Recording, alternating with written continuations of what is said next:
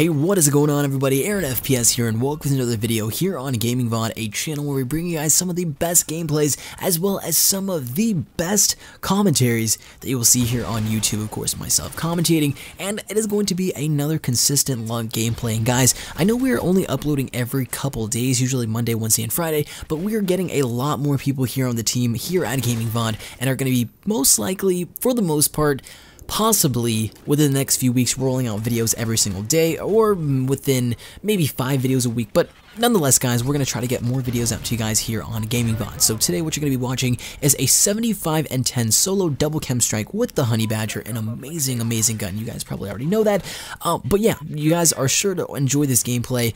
I hope you guys enjoy the commentary. I mean, I try to do my best in each of these videos. And also, guys, today what I'm going to be talking about is some esports news, some juicy esports news, competitive news, if you guys are into that. If not, then you can go ahead and click away from the video. But if you're interested, then you might be able to want to sit back, relax, and enjoy the video, because you're going to be learning some juicy information on how you may be able to get a scholarship to actually play video games in a college. So hope you guys enjoyed the video.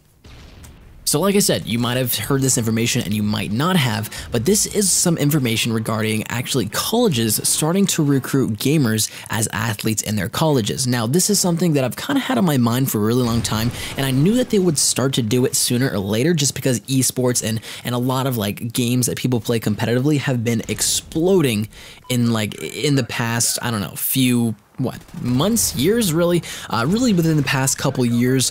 It's been exploding. I mean, competitive gaming has been a thing for a really long time, but just recently, like I said, within the past few years, it has become a thing where you start to compete for a lot of money. And by a lot of money, I mean people are playing for millions of dollars, especially League of Legends games. I mean, competitions and stuff like that, like super crazy tournaments, the championship tournaments, most of them are being played for well over $1 million. And that's something that is definitely notable in any kind of sport. I mean, sports, Super Bowl and like the World Cup and all that stuff. I mean, I'm not exactly sure if you win any kind of money, but it's kind of just like you win the World Cup, that's great. But when it comes to esports, of course, you're competing for money, you're competing for trophies, and that's something that's kind of translating into something more than just a sport that you do for fun, but it's going to be for something where you can go to college for. Your college gets paid for, and it just seems to be a really cool thing.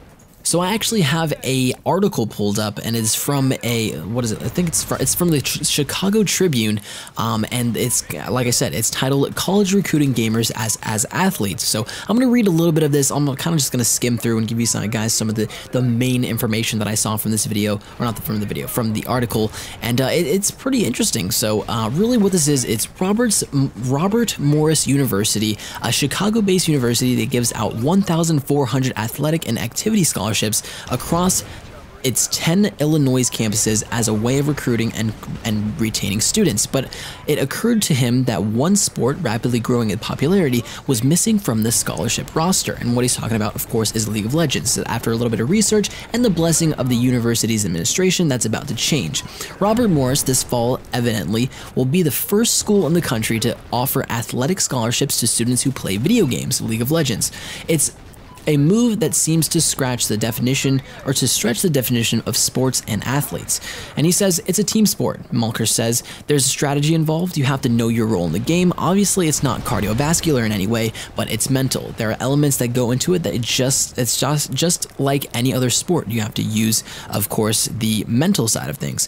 Let's see what else. I don't want to read this all the way down, but right here it says big companies are also jumping on the bandwagon as sponsors of tournaments organizers. This month, ESPN's X Games awarded the first esports gold medal to suburban Chicago-based the Optic Gaming team. So yes, they're talking about not really going into Call of Duty at first, but they're talking about just League of Legends, starting out with League of Legends, and I'm sure within the next few years it'll go to Call of Duty, but Call of Duty doesn't seem to be as big of a game as League of Legends is at this point.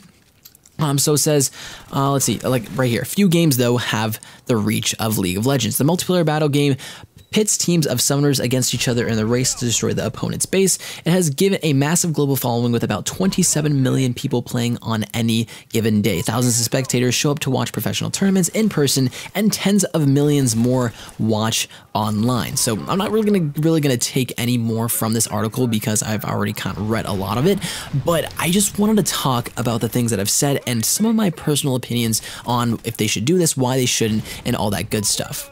So something that I actually didn't read off as something that was actually in it was that they were saying they were only giving this to, in this specific school, they're only giving it to 30 people. Now, the thing is about this is I think it's some kind of, not really, I guess you can call it a publicity stunt, but then again, maybe not. The thing is I did some research on this, and this university is actually not really notable for anything, and I've never heard of this university. I don't know if you guys have, but really what I think they were trying to do, I mean, after he actually announced this, he got like 700 emails like that exact same day saying, oh, I want to do this, or I want to try to do this, or I want to try to do this. But that's 700 emails when they're only letting in 30 people. They're only giving 30 scholarships to people that want to go to that school for this League of Legends scholarship, because, I mean, they really can't. Going to an administration saying, oh, I need this amount of money to fund this gaming sponsorship or this gaming scholarship. And a lot of places that give away the money or give the money out for the scholarships aren't going to really go for that, because I mean, it's video games. The thing that people think about video games is just, it's not really worth anything. But then again, it brings a lot of people to actually watch these different things. So 700 more people are looking at this university because of the fact that they're giving away scholarships to play video games. That is huge for the university, and is putting them basically on the news.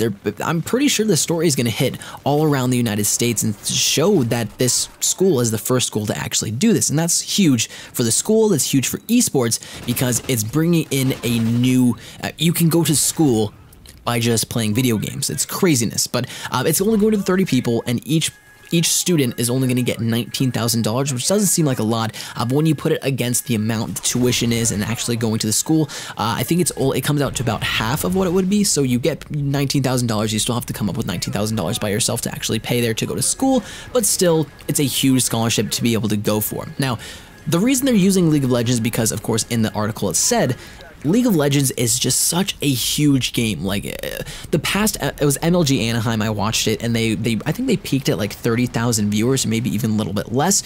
But like the article said, some of these League of Legends tournaments that are being played are getting tens of millions, 5 million viewers at a single time, and that is so many people watching this specific event that is happening, and that is just huge. I mean, it can be huge for any school, and really, I don't understand why schools haven't started this already. I mean, Call of Duty is going to take a little bit, like I said, because Call of Duty, when esports, and of course coming into Call of Duty Ghosts, esports seem to have died. A lot of people agreed that esports wasn't as big as it was in Black Ops 2, but going into the next Call of Duty game, hopefully they change a little bit, and that might change the mind and the idea of what Call of Duty is when it comes to the schools saying, oh, we should do Call of Duty and bring Call of Duty esports into our school. So really, one of the only bad things that I see about this is that it is going to make a lot of kids, I mean, a lot of kids and a lot of parents' kids would not want their kids to play video games, because they think, oh, video games is video games, it's a hobby, you're not getting anything out of it,